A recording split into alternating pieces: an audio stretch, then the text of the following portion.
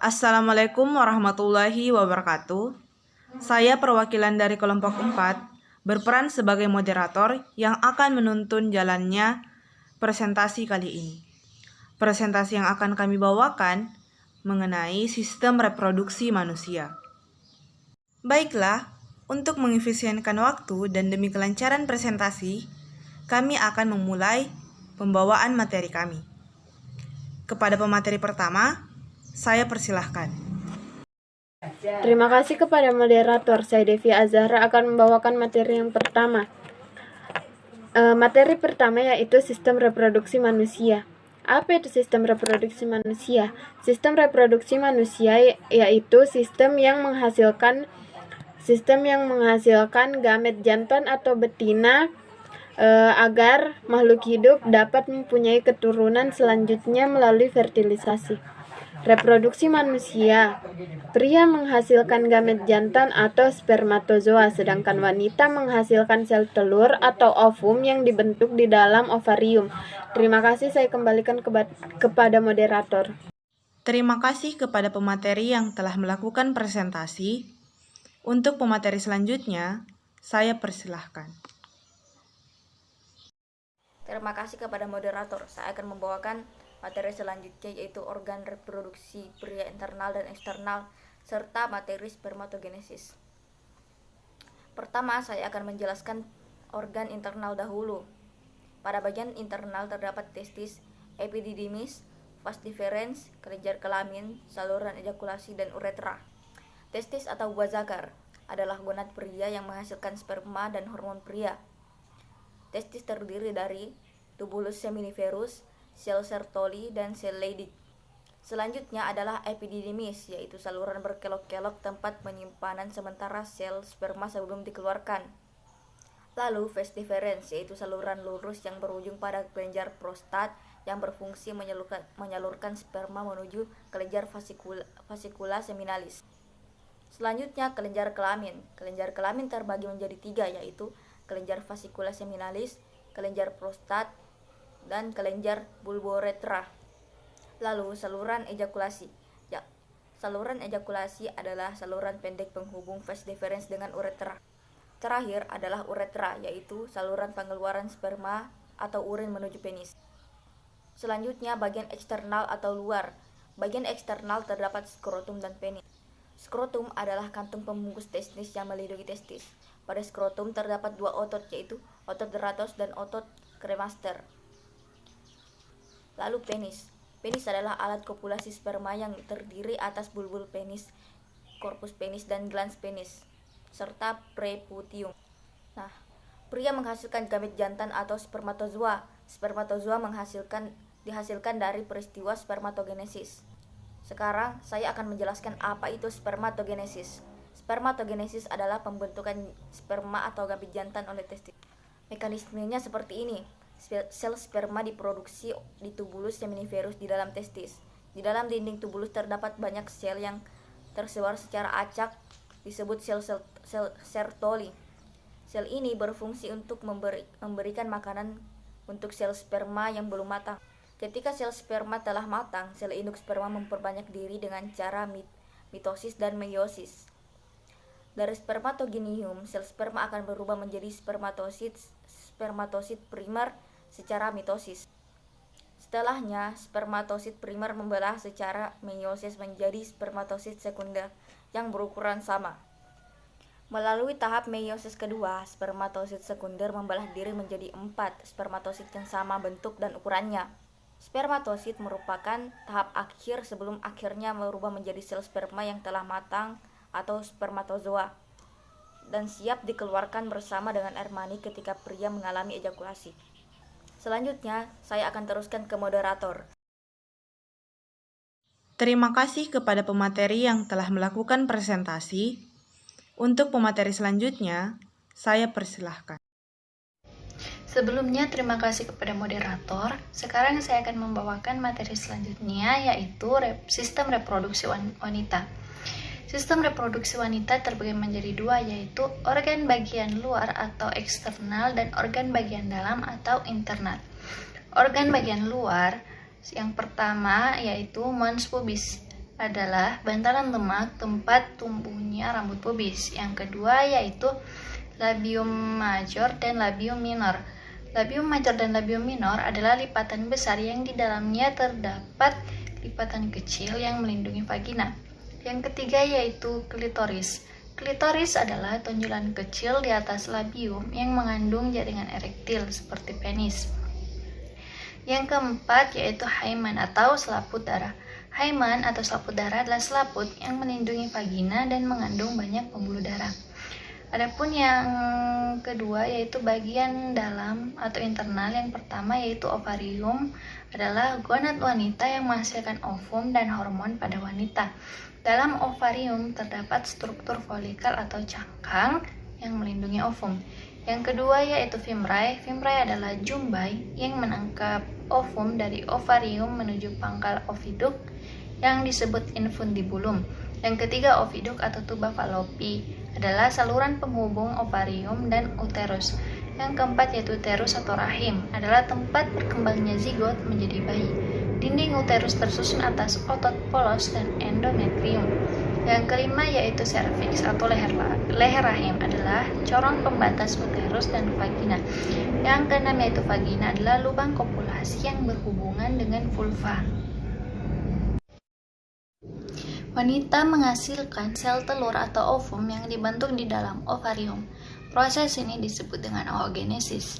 Mekanismenya, saat masih berupa janin sekitar usia 8 hingga 20 minggu akan dimulai perkembangan folikel primordial menjadi oogonium yang membelah lagi secara mitosis menjadi 400.000 oosit primer. Proses pembentukan sel oosit primer atau oositogenesis ini selesai sebelum bayi wanita lahir. Oosit primer tersebut akan menjalani proses oogenesis atau pembentukan sel telur saat masuk ke dalam masa pubertas, yaitu di mana wanita pertama kali mengalami menstruasi. Oosit primer kemudian membelah secara meiosis 1 menjadi 2 sel anak bersifat haploid atau setengah kromosom induk, yaitu 1 sel oosit sekunder yang besar dan 1 sel badan polar atau polar body yang lebih kecil. Kedua sel tersebut kemudian membelah lagi secara meiosis 2, namun hanya berhenti hingga tahap metafase 2. Meiosis 2 tersebut menghasilkan 1 ootit dan 3 sel badan kutub. Dilansir dari Lumen Learning, ketiga badan kutub tidak memiliki kemampuan untuk dibuahi, karena hanya digunakan untuk membuang set kromosom haploid ekstra yang dihasilkan oleh meiosis. Semua sitoplasma akan berada dalam sel telur dan inti sel badan kutub akan dihancurkan. Jadi, walaupun oogenesis menggunakan pembelahan secara meiosis, 1 oosit primer hanya akan menghasilkan 1 ootit. Ootit kemudian akan berkembang menjadi 1 sel telur yang matang dan dibawa ke tuba fallopi untuk kemudian dibuahi. Pembelahan meiosis 2 pada sel telur hanya berhenti pada metafase 2, namun akan diteruskan hingga selesai jika sel telur dibuahi oleh sperma. Terima kasih kepada pemateri yang telah melakukan presentasi. Untuk pemateri selanjutnya, saya persilahkan. Terima kasih kepada moderator. Saya akan membawakan materi selanjutnya. Struktur sel sperma. Struktur sel sperma terdiri dari yang pertama, akrosom atau kepala, mengandung enzim hyaluronidae, seroproteaceae, dan antiretisilin, berfungsi untuk menembus mantel ovum. Yang kedua, nukleus, mengandung materi genetik haploid. Yang ketiga, leher, mengandung mitokondria yang menghasilkan energi untuk pergerakan sel. Yang keempat, ekor, alat gerak sel sperma untuk berenang. Selanjutnya, struktur sel ovum.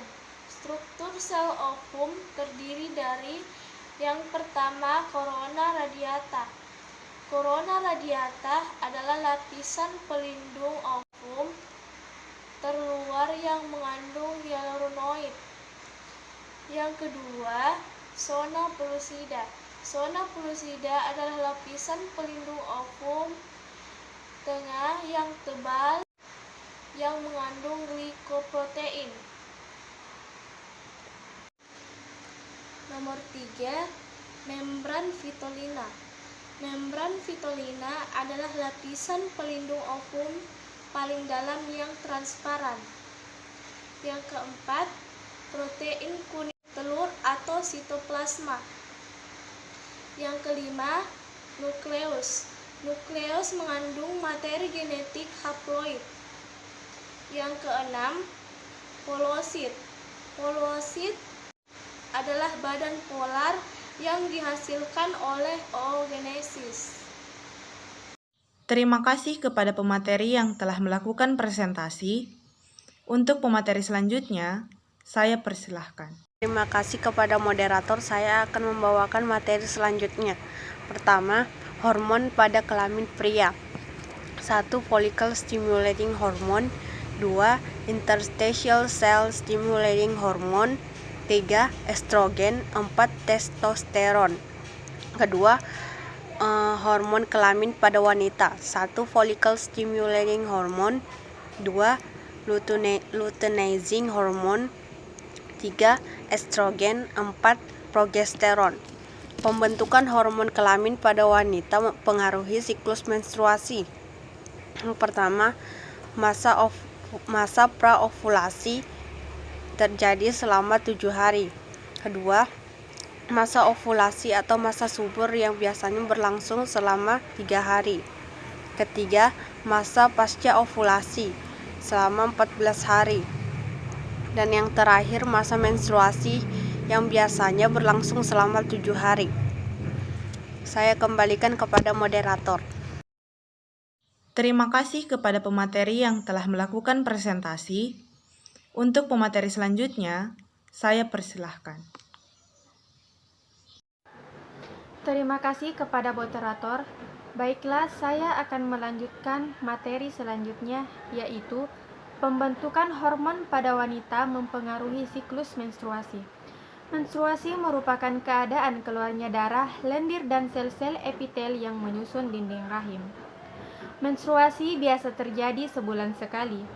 Siklus menstruasi akan terjadi apabila sel telur yang dihasilkan ovarium tidak dibuahi oleh sel sperma. Berikut tahapan dan kerja hormon pada saat menstruasi. Yang pertama, masa praovulasi. FSH atau follicle stimulating hormone dan LH atau luteinizing hormone mulai dibentuk. Kemudian, hormon FSH meningkat. FSH menstimulasi perkembangan folikel primer menjadi folikel de Graaff. Folikel de Graaff menghasilkan hormon estrogen. Hormon estrogen berfungsi memunculkan ciri kelamin sekunder wanita dan menebalkan endometrium. Yang kedua, masa ovulasi estrogen meningkat, kemudian memicu kelenjar pituitari untuk menghasilkan FSH dan LH. LH terus diproduksi dan mengalami peningkatan. LH menstimulasi ovulasi atau proses keluarnya sel telur atau ovum yang sudah matang dari ovarium ke tuba fallopi untuk dibuahi. Dan pembentukan korpus luteum. Pelepasan oosit sekunder atau sel yang berukuran besar dari ovarium atau induk telur menuju oviduk. Oosit sekunder berkembang menjadi ovum, saat yang tepat untuk terjadi fertilisasi. Yang ketiga, masa pasca ovulasi progesteron mulai dibentuk oleh korpus luteum. Estrogen dan progesteron meningkat, memicu penurunan FSH dan LH. Estrogen memicu penebalan endometrium atau dinding rahim, dan progesteron mempertahankan endometrium untuk persiapan kehamilan. Yang keempat, masa menstruasi. sel tidak dibuahi oleh sperma atau tidak terjadi fertilisasi, maka korpus luteum menerima sinyal tertentu agar tidak menghasilkan estrogen dan progesteron lagi. Dengan demikian, hormon estrogen dan progesteron menurun, memicu pembentukan VSH dan LH. Jaringan penyusun dinding rahim rusak dan pembuluh darah pada dinding rahim pecah. Terima kasih, saya kembalikan kepada moderator. Terima kasih kepada pemateri yang telah melakukan presentasi. Untuk pemateri selanjutnya, saya persilahkan. Mekanisme pembuahan terdiri dari beberapa tahapan. Yang pertama yaitu fertilisasi, yang merupakan proses bertemunya sel ovum dan sel sperma sehingga membentuk zigot. Mekanismenya yaitu sel sperma bertemu dengan sel ovum di dalam oviduk. Kemudian sel sperma menembus mantel sel ovum. Kemudian corona radiata mengubah sel ovum yang telah dibuahi agar tidak dapat dimasuki oleh sperma lain. Setelah itu terjadilah peleburan inti antara sel sperma dan sel ovum sehingga membentuk zigot. Memasuki tahapan yang kedua, yaitu embriogenesis, yang merupakan dari proses pembelahan zigot menjadi embrio. Mekanismenya yaitu zigot membelah diri menjadi 2, 4, dan 6, hingga ketika sel tersebut membelah menjadi 16 disebutlah dengan fase morula. Nah, morula ini terus membelah diri sehingga berkembang menjadi fase blastula. Setelah fase blastula ada fase glastrula yang merupakan tahapan lanjutan dari fase sebelumnya. Nah, di fase glastrula ini pelukan tubuh semakin nyata dan mempunyai 3 lapisan dinding embrionik dan memiliki rongga tubuh. Memasuki tahapan yang ketiga yaitu implantasi, yang merupakan proses tertanamnya embrio yang merupakan hasil konsepsi ke dinding uterus atau endometrium untuk melakukan perkembangan selanjutnya. Nah, implantasi ini biasanya terjadi setelah 6 atau 9 hari dari proses perkembangan embrio. Memasuki tahapan yang terakhir, yaitu organogenesis, yang merupakan tahapan dari pembentukan organ-organ dari embrio.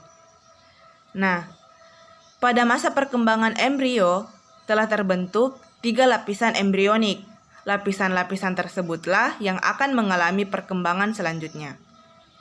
1. Lapisan ektoderm akan berkembang menjadi epidermis kulit dan derivatnya, sistem saraf, sistem indera, gigi dan rahang.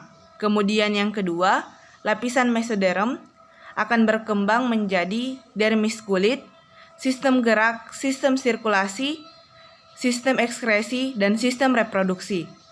Kemudian yang ketiga, lapisan endoderm akan berkembang menjadi sistem pencernaan, sistem pernapasan, kelenjar timus, kelenjar tiroid, dan saluran lainnya. Berikut adalah gambar dari mekanisme pembuahan. Perlu kita ketahui, sebelum mekanisme pembuahan berlangsung, maka harus terjadi yang namanya ovulasi. Ovulasi yaitu keluarnya sel telur dari indung telur. Ketika sel telur keluar dari indung telur, maka akan ditangkap oleh infundibulum dan akan menuju ke tuba falopi. Di tuba falopi inilah akan terjadi yang namanya proses fertilisasi yang akan menghasilkan zigot.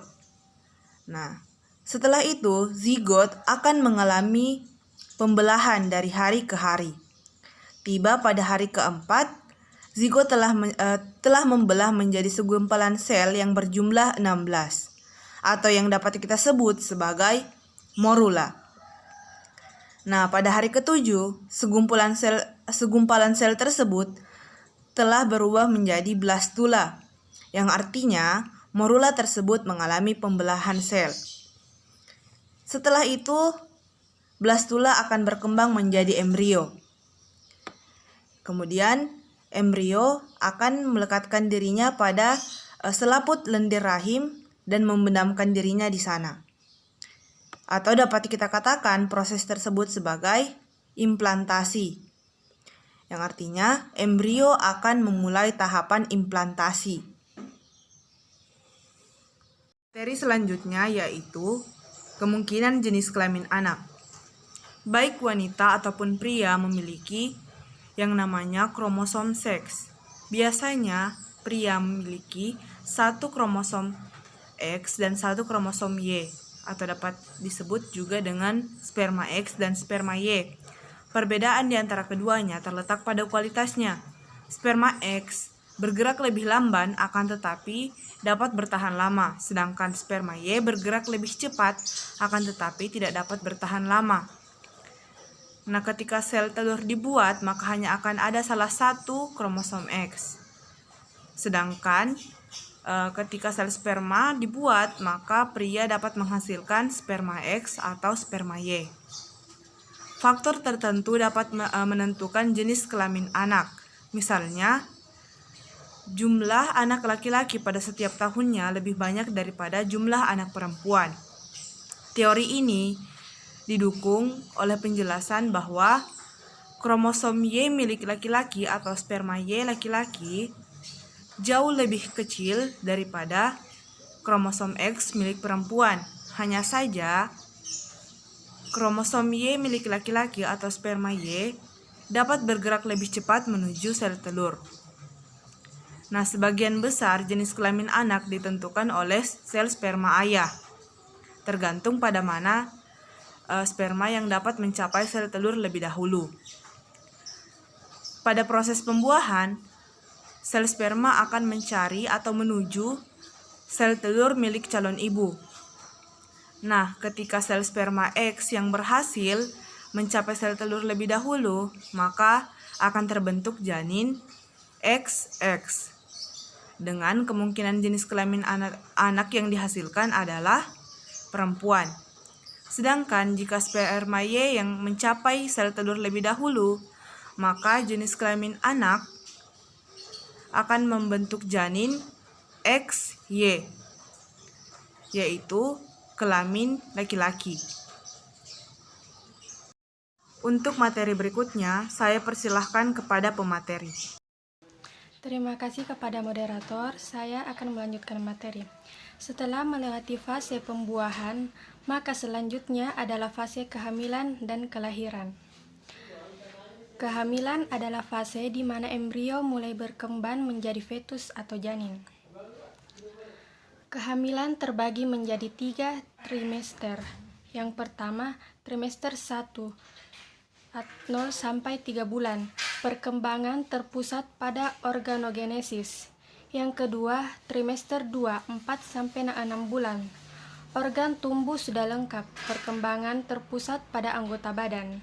Yang ketiga, trimester 3, 7 sampai 9 bulan, penyempurnaan organ dan pertumbuhan yang pesat. Selama masa kehamilan, oogenesis dihentikan dan plasenta memproduksi hormon-hormon, yaitu 1. Human chorionic gonadotropin hormone atau HCG, berfungsi menstimulasi produksi hormon estrogen dan progesteron. Yang kedua, estrogen dan progesteron, berfungsi meningkatkan perkembangan fetus dan pertumbuhan payudara ibu. Yang ketiga, somatotropic hormone atau growth hormone atau GH, berfungsi meningkatkan pertumbuhan organ fetus. Sekian. Terima kasih kepada pemateri yang telah melakukan presentasi. Untuk pemateri selanjutnya, saya persilahkan. Terima kasih kepada moderator, saya akan melanjutkan materinya. Mekanisme kerja hormon saat masa kelahiran atau persalinan. Pertama-tama, hormon relaksin dibentuk ovarium dan plasenta. Hal ini memicu penurunan estrogen dan progesteron dan pembentukan hormon kortison bayi. Selanjutnya, hal tersebut memicu pembentukan hormon prostaglandin oleh plasenta yang berfungsi merangsang kontraksi uterus. Kemudian, memicu pembentukan oksitosin oleh hipofisis untuk ibu yang meningkatkan kontraksi uterus. Adapun mekanisme kerja hormon saat masa menyusui. Hormon mamotropin berfungsi meningkatkan pertumbuhan payudara ibu. Kemudian ada hormon estrogen dan progesteron berfungsi mencegah pengeluaran ASI saat masa kehamilan. Kemudian ada hormon prolaktin berfungsi menstimulasi pengeluaran ASI setelah masa kehamilan, dan yang terakhir ada hormon human chorionic somatotropin hormone atau HCS yang berfungsi menyokong prolaktin. Baik, saya akan kembalikan kepada moderator. Terima kasih kepada pemateri yang telah melakukan presentasi. Untuk pemateri selanjutnya, saya persilahkan. Terima kasih kepada moderator. Saya akan membawakan materi terakhir, gangguan pada sistem reproduksi. Berikut gangguan pada sistem reproduksi. 1. Infantilitas, kemampuan menghasilkan gamet atau keturunan. 2. Impotensi, ketidakmampuan penis untuk melakukan ereksi karena faktor hormon, obat-obatan, rokok, dan alkohol. 3. Kriptokordisme, gagal turunnya tesis dari rongga perut ke kolostrum sewaktu lahir. 4. Orkitis, peradangan tesis akibat mung virus. 5. Epididimitis, peradangan yang disebabkan E. coli atau chlamydia. 6. Prostatitis, kelenjar prostat akibat usia lanjut atau E. coli. 7. Premenstruasi sindrom, gangguan emosi, rasa sakit, dan nyeri yang muncul akibat meningkatnya hormon kelamin. 8. Endometriosis, terdapatnya jaringan endometrium di luar uterus yang menyebabkan rasa nyeri sewaktu menstruasi. 9. Amenor, tidak terjadinya menstruasi dalam waktu yang lama. Penyakit menular seks adalah penyakit yang ditularkan melalui hubungan seksual. 1. AIDS, disebabkan oleh Human Immunodeficiency Virus (HIV). HIV yang masuk ke dalam tubuh akan menghancurkan sel CD4, yaitu bagian dari sel darah putih yang melawan infeksi. Semakin sedikit sel CD4 dalam tubuh, maka semakin lemah pula sistem kekebalan tubuh.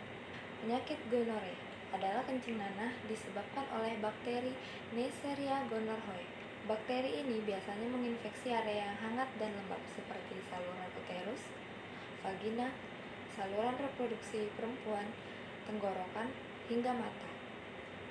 Dapat menular melalui seks tidak aman melalui oral, anal, dan vaginal. Chlamydia disebabkan oleh bakteri Chlamydia trachomatis. Akibatnya adalah keputihan dan pendarahan. Apabila tidak segera diobati, dapat menyebabkan kemandulan. Sipilis atau raja singa disebabkan oleh infeksi Treponema pallidum. Akibatnya adalah radang kelamin.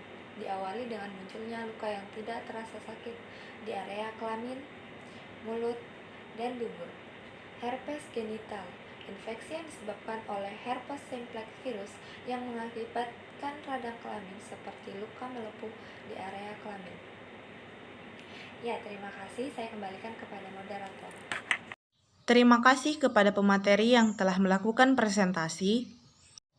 Demikian presentasi dari kelompok kami mengenai sistem reproduksi manusia. Apabila teman-teman sekalian ingin memberikan pertanyaan atau ingin menanggapi, kami persilahkan untuk mengirimkan pertanyaan ataupun tanggapan melalui media WhatsApp. Kurang lebihnya mohon dimaafkan. Wassalamualaikum warahmatullahi wabarakatuh.